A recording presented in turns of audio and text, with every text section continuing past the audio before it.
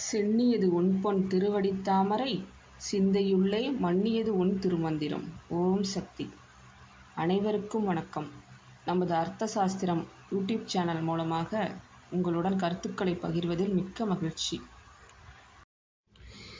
இந்த பதிவில் நாம் காணவிருப்பது சகல சௌபாக்கியங்களையும் நமக்கு அள்ளித்தரும் வரலட்சுமி விரதம் பற்றி தான் பார்க்க போகிறோம். மகாலட்சுமியை வழிபடுவதற்கு மிக சிறப்பு வாய்ந்த நாளாக இந்த வரலட்சுமி விரதம் அமைகிறது. இந்த நாளில் பெண்கள் தங்களின் கணவரின் நீண்ட ஆயுளுக்காகவும் குடும்பத்தின் சுபிட்சம், குழந்தைகளின் நலன், வீட்டில் உள்ள கஷ்டங்கள் தீரவும் மகாலட்சுமியின் அருளை வேண்டி விரதம் இருந்து வழிபாடு செய்வார்கள்.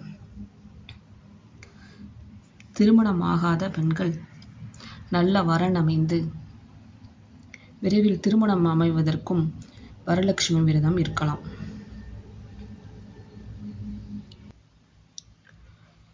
வரலட்சுமி விரதம் என்பது அஷ்டலட்சுமிகளையும் வழிபட்டு வரங்கள் பெறுவதற்கு ஏற்ற ஒரு விரத நாள். இந்த வருடம் நமக்கு ஆகஸ்ட் 25ஆம் தேதி வெள்ளிக்கிழமை வருகிறது.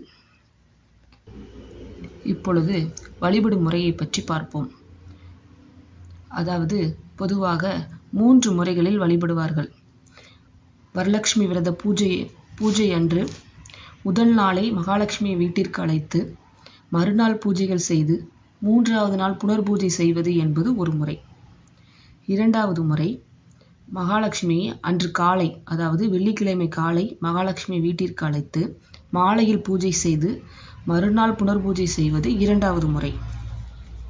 3வது முறை, வரலட்சுமி பூஜை அன்றே மகாலட்சுமியின் படத்தை வைத்து பூஜை செய்து அன்றே நிறைவு செய்வது 3வது முறை. இதில் கலசம் வைத்தும் வழிபடலாம் 3வது முறையில்.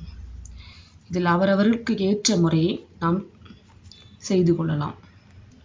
இப்பொழுது அம்மன் அழைப்புக்கான நேரத்தையும் பூஜை செய்யும் நேரத்தையும் பற்றி பார்ப்போம்.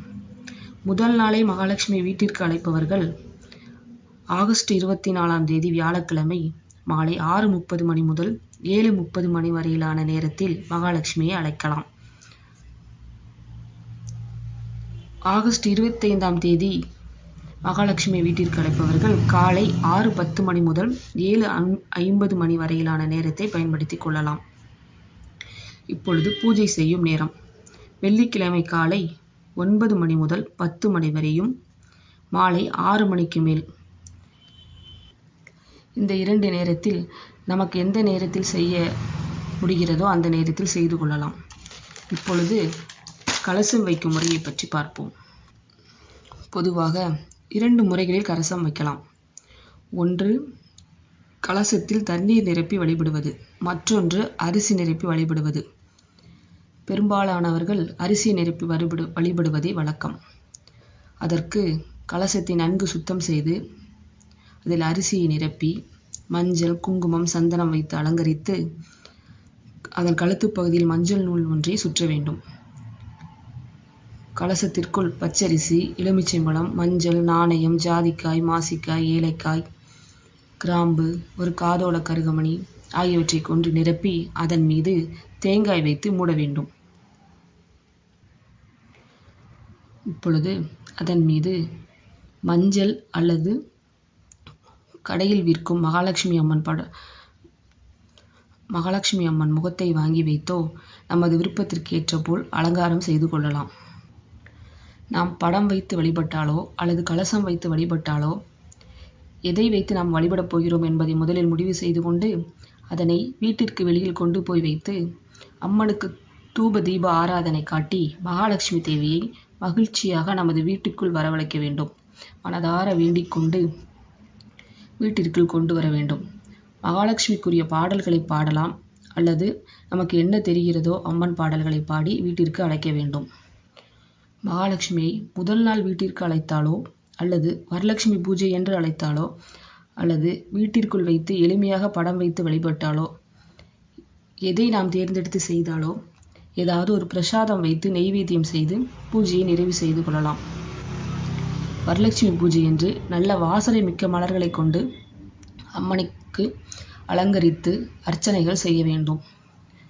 சர்க்கரை பொங்கல், பருப்பு பாயாசம், பால் பாயாசம், புளியோதரை என எது நம்மால் செய்ய முடியுமோ அதை நைவேத்தியமாக செய்யலாம். மகாலட்சுமி தேவிக்கு கனகதாரா சூஸ்திரம், லலிதா சகஸ்ரநாமம், மகாலட்சுமி அஷ்டகம் என நமக்கு எது தெரிகிறதோ அவற்றை படிக்கலாம். அல்லது அதுவெல்லாம் படிக்க தெரியாதவர்கள் அபிராமி அந்தாதி படித்து கூட அம்மனை வழிபடலாம். பூஜை முடித்த பிறகு அம்மன் பாதத்தில் வைத்து வழிபட்ட மஞ்சள் நூலில் 2 பூக்களை கட்டி கணவர் கையாலோ அல்லது வீட்டில் உள்ள பெரியவர்கள் கையாலோ அல்லது நாமே கூட கட்டிக்கொள்ளலாம். பூஜையை நிறைவு செய்த பிறகு வீட்டிற்கு வந்திருக்கும் சுமங்கலி பெண்களுக்கு தாம்பூலம் கொடுக்க வேண்டும்.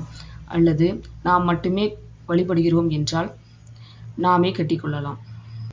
இப்பொழுது புனர்பூஜை செய்யும் நேரத்தை பார்ப்போம். புனர்பூஜை செய்வதற்கு ஆகஸ்ட் 26ஆம் தேதி, அதாவது மறுநாள் காலை 7:45 முதல் 8:45 வரையிலான நேரத்தையும் அல்லது 10:45 முதல் 11:45 வரையிலான நேரத்தையும் பயன்படுத்தி கொள்ளலாம்.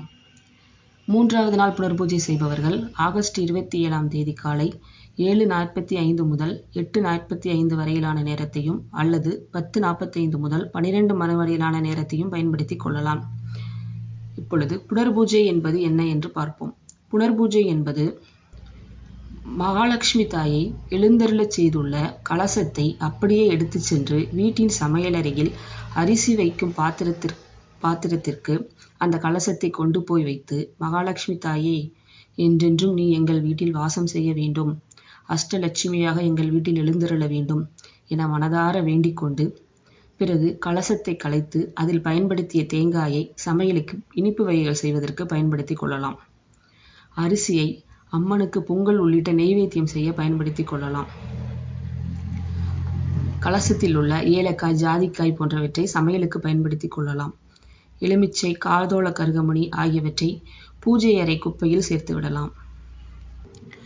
இவ்வாறு நமக்கு முடிந்த வகையில் மகாலட்சுமி தேவியை வழிபட சிறப்பான நாளாக வரலட்சுமி விரதம் அமைந்துள்ளது.